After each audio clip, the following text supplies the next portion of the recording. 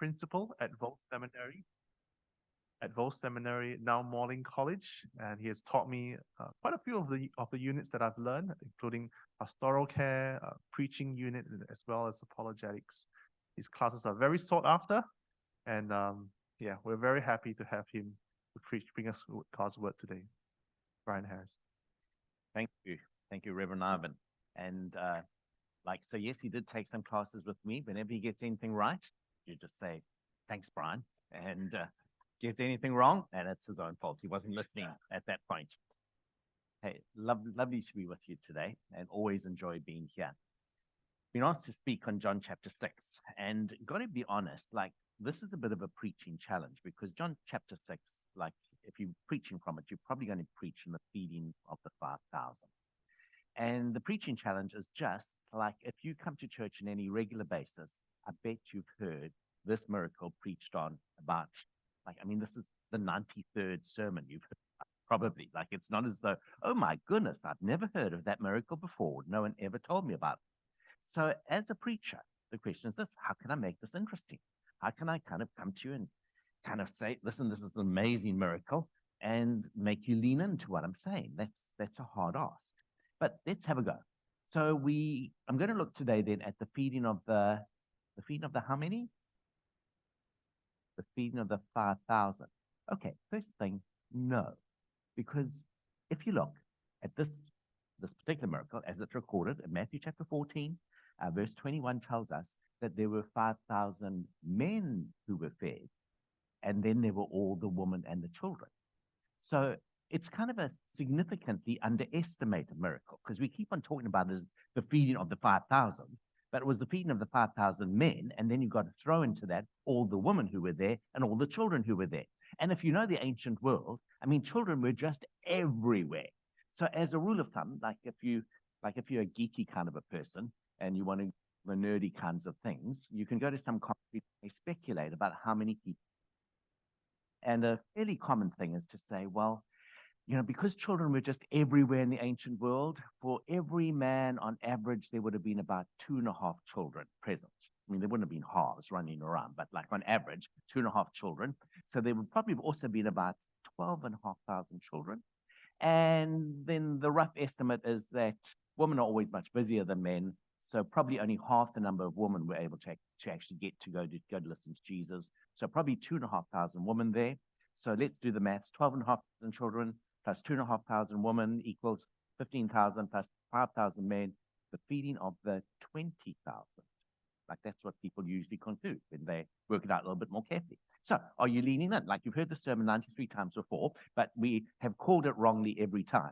It's the feeding of the 20,000, 5,000, which means that it's actually a bigger miracle than we probably recognize. And it is actually a really important miracle because it's the one miracle that's recorded in all of the Gospels. So every other miracle that Jesus did, other than for the resurrection, so the resurrection is also in all the Gospels, but all the other miracles of Jesus, maybe one of the Gospel writers remembers, maybe 2 of them, maybe 3 of them. This is the only one that all 4 of them actually remember. And that's probably significant as well because it's about food. And there's something about food that just makes you notice. And it's because it's one of those miracles that everyone there was impacted. You see, when a blind person was healed, if you were one of the crowd and you were one of the 1,000, 2,000, however many people were there, and you saw the healing of a blind person, you would have thought, oh, that's lovely for them, but it's not as though you were the blind person. And likewise, when someone was deaf and they were able to hear, or someone had been lame and they were able to walk, it's lovely to see those things happening, but this was a miracle where actually you ate from the food as well. You participated in the miracle. So that's why they all remember it, because it's firsthand, I personally experienced this. And that makes it that much more memorable. But I want you to notice that as the different gospel writers tell us the story, they tell it in a slightly different way. In John's gospel, John chapter 6, which we're looking at today, does a very Johannine thing. He kind of puts it from a slightly different perspective.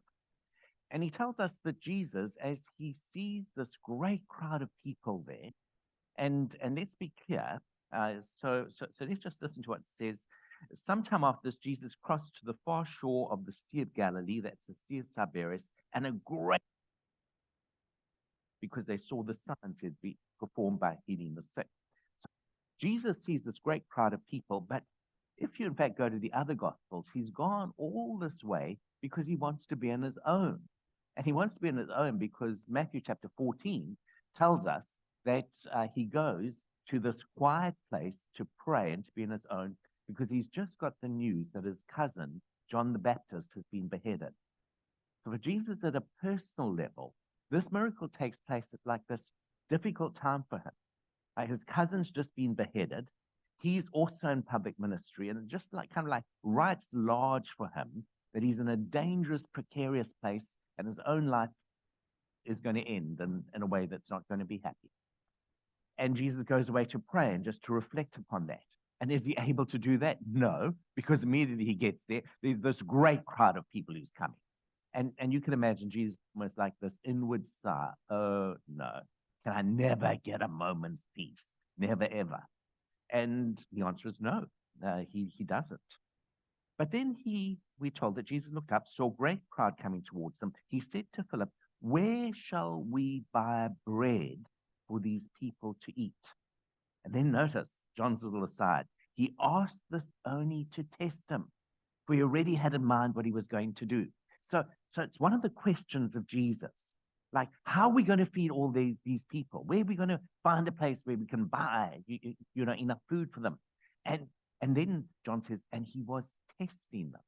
Now, that's an interesting thing to notice because it's basically saying, like, sometimes when we are in positions which we think are really difficult for us, it's not because things are out of control, but it is because God, in God's own way, is testing us. And he's wanting to see how we respond.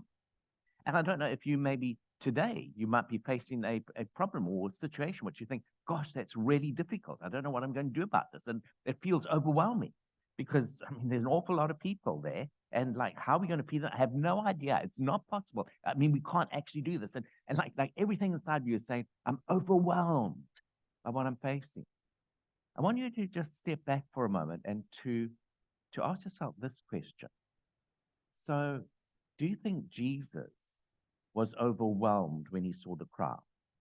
Do you think Jesus was, oh my goodness, what are we going to do now? All these people need to be fed. I have no idea, how that's going to be possible. This is going to be very awkward. I'm going to have to be completely inhospitable and just tell them to run away. Like, do you think that's how Jesus was?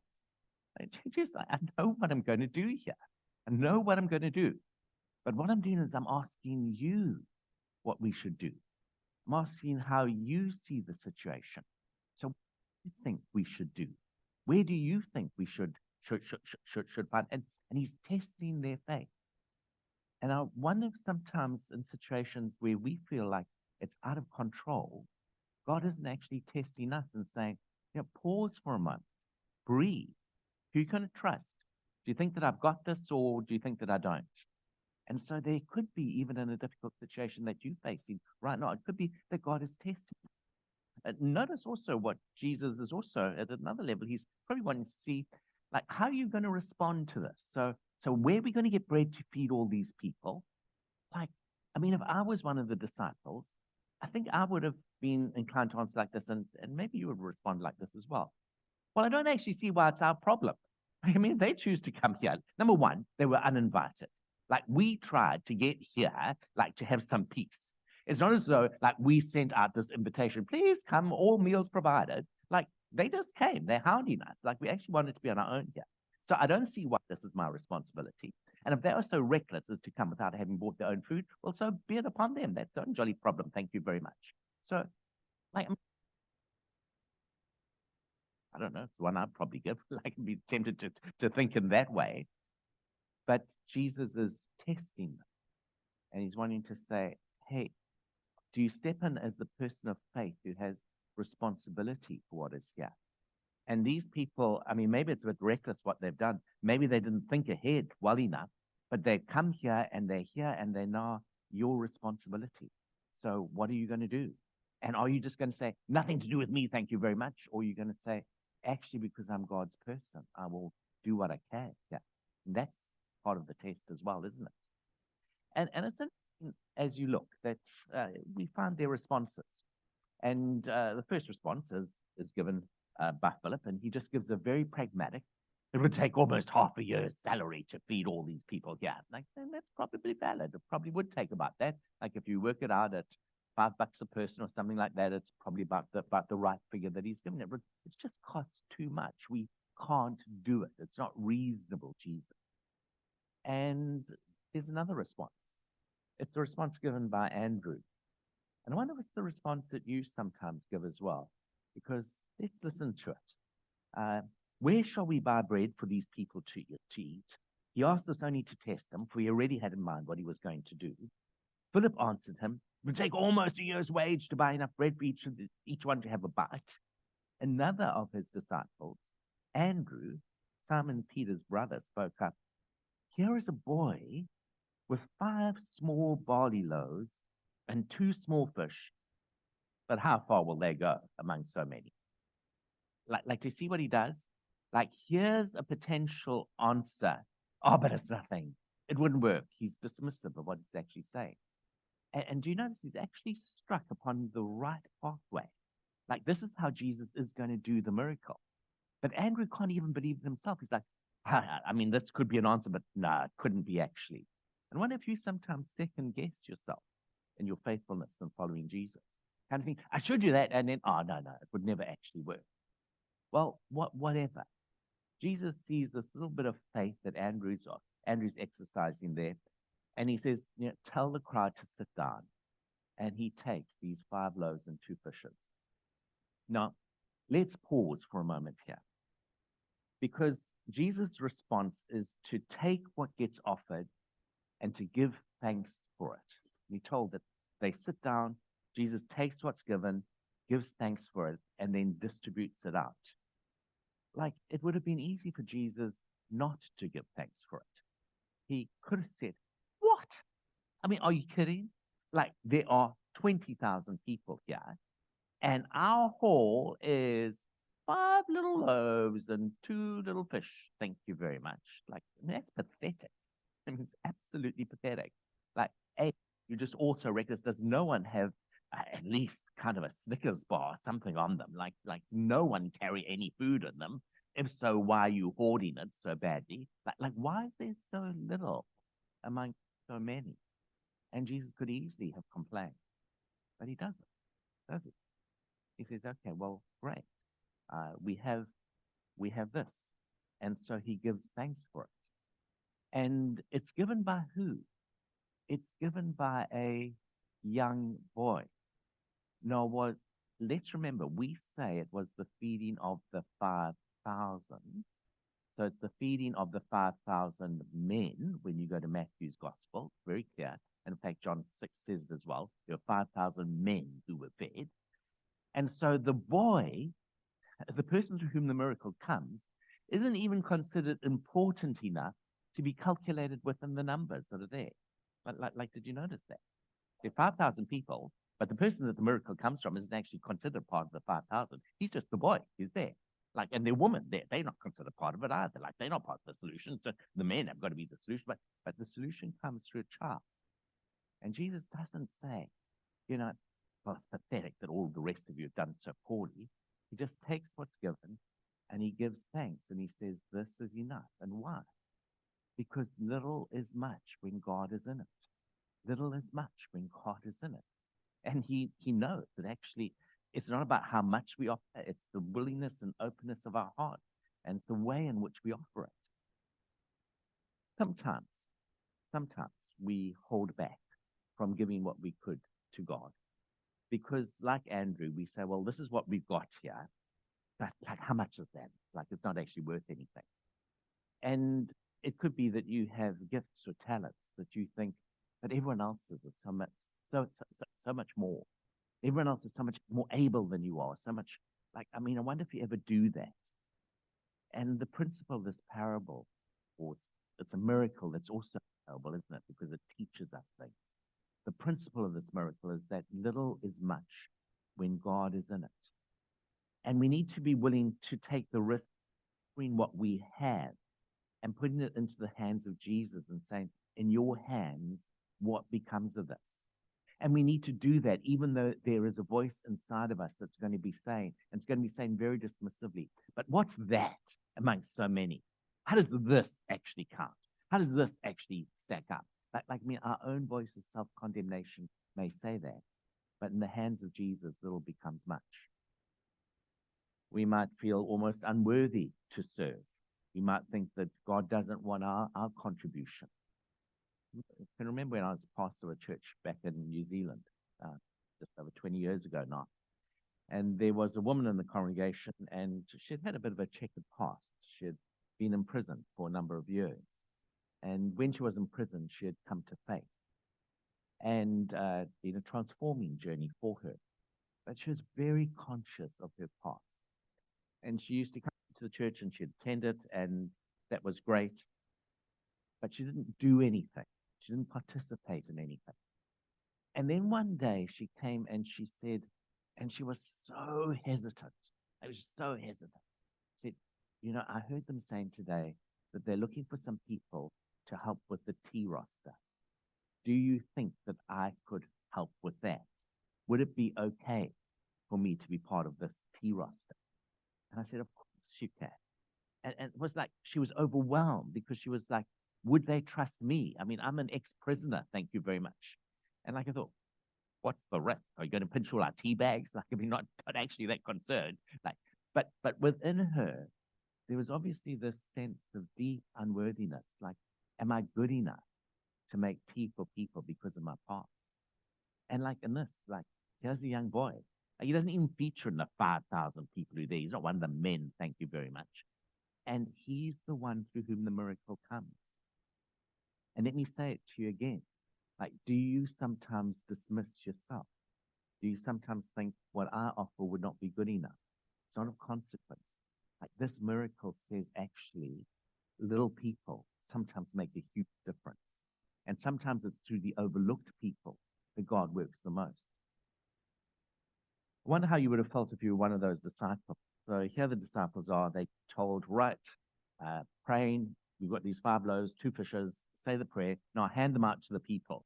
And the disciples are, yeah, right, okay, the 20,000 of them, and we must start breaking this up and taking them out. Well, I'm not sure how far this will go, but so often when God works with us, it's not because we actually have everything there in reserve. It's like as you move along, you see the miracles actually happening. And as they go and distribute, they find this is a miracle, multiplication.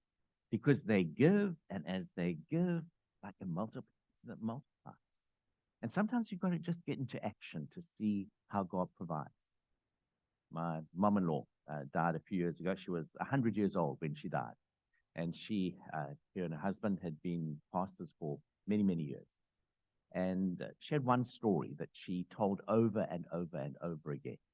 And I always remember it. It was a story about fairly early on in their ministry. At that stage, so my wife Rosemary's here today. She wasn't born at this particular time when this happened. Was the 1930s, and I promise you, Rosemary's not that old. She was very much an afterthought in her family.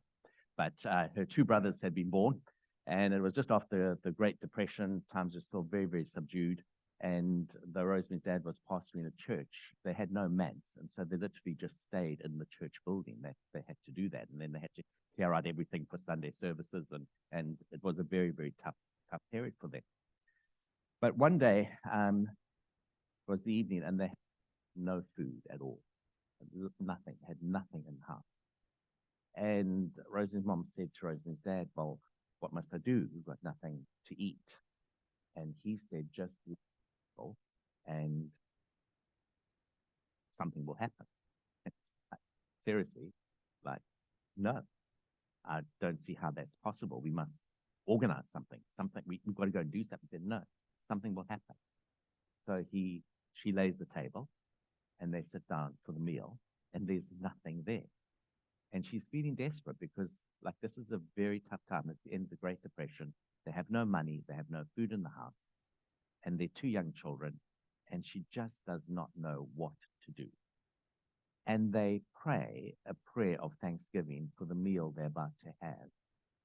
And there's a knock at the door, and she goes to the door, and this man who she's never met before and never met again just has these 2 big kind of boxes and says, God just said, I've got to give these to you. And for her, it was just this transforming moment, like it was just like God came through. And and she told the story just over and over again because it made this huge impression on her that you can actually trust God, that actually God does multiply, and it's not just other people who have miracles happen to them. And I think she told it over and over again because, like, not only did it impact her so much, but there's something inside of us that doesn't believe that God will provide for us. Something that thinks that that only happens to other people. And she was wanting to emphasize that it happened for her. And she was wanting to tell other people, if it can happen to me, a very ordinary person, it can happen for you as well. And it happens not when we like just say, well, I'm not going to do anything till it happens. It happens when we have the faith to step out and we have the faith to trust God. And in this miracle, it happens as the disciples go out and 5 loaves and 2 fishes, and it's nothing, and they're 20,000 people, and they've got to hand it out to everyone. And you know what? It just keeps on, and there's just food there, and the miracle just happens. And you know what? At the end of it, what do? They pack away 12 baskets of leftovers. And you say, how did that happen? And there's a part of it that you look at and you say, well, not quite sure why that's happening. I mean, like, why bother with the leftovers if God can provide in such a reckless way? Why be so thrifty? Like, but I think that they're telling, like, don't take anything for granted. You know, God has provided. Be good. Don't wait. But the miracle happens when they have the faith to step out and they see God provide. And I think that we sometimes forget that. And we think that we can only trust God when we don't need to trust God. Like, do you notice the irony of how often we work? That, like, unless everything's 100% certain, we won't do anything. And this miracle says, no, actually, trust God. He's the one who provides. I'm wanting to end today on a slightly different note. I don't know, like, when you've listened to people speak on this miracle before, do you usually think about the boy? I mean, I've heard lots of sermons about the boy and like how he would have felt giving his little 5 loaves and 2 fishes and how amazing it would have been for him. Do you think how you would have felt to be one of the disciples, having to give this out when you knew that there wasn't enough? Do you think of it as from the perspective of Jesus? How am I going to perform this miracle? Today, I want you to listen to the story, and we're going to pray in just a moment. But I want you to imagine yourself not as the boy, not as one of the disciples, not as Jesus, but as one of the crowd who suddenly realizes, I forgot to pack anything. I don't actually have any food. My kids are running around, and I don't know what I'm going to give them. And it's a very long journey back. And this is just awkward, and I'm not provided for. And I want you to imagine yourself as one of the crowd just starting to get a bit anxious about, how am I going to provide? And suddenly realizing that God's got this, and God does provide, and that God will provide for you. And then I want you to stop thinking of yourself as one of the crowd, but I want you to be back in your own life and to realize this in the same thing to you. Like, you may not have every answer to every question, and you may not know how God will take care of you, but this miracle is saying, God's got you. He's got you covered. And little is more than it. And God's noticed you in the crowd, and God, be quiet and pray.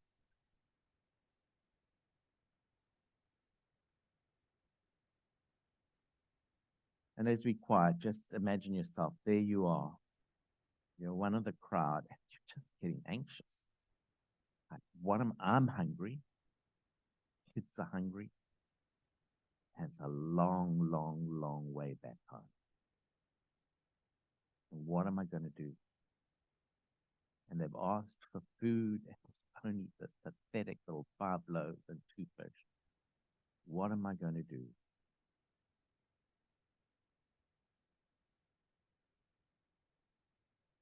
And then they just feel the disciple just taps you on the shoulder and says, this is for you. And you realize you've been provided for. This is for you. This is for you.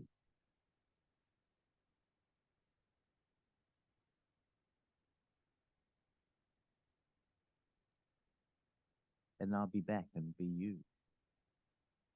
I don't know what you worried about.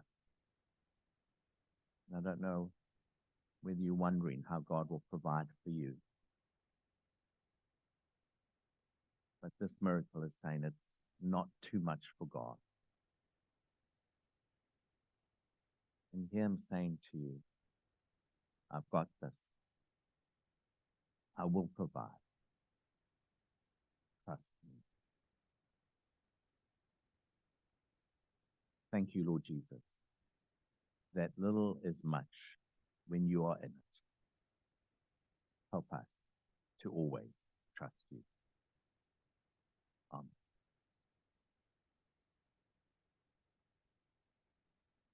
Thank you, Brian, for the powerful message. Indeed, little is much when God is in it. And when we move along and take action, that's when the provision arrives. Should we respond in our responsive hymn today? Lord, speak to me that I may speak.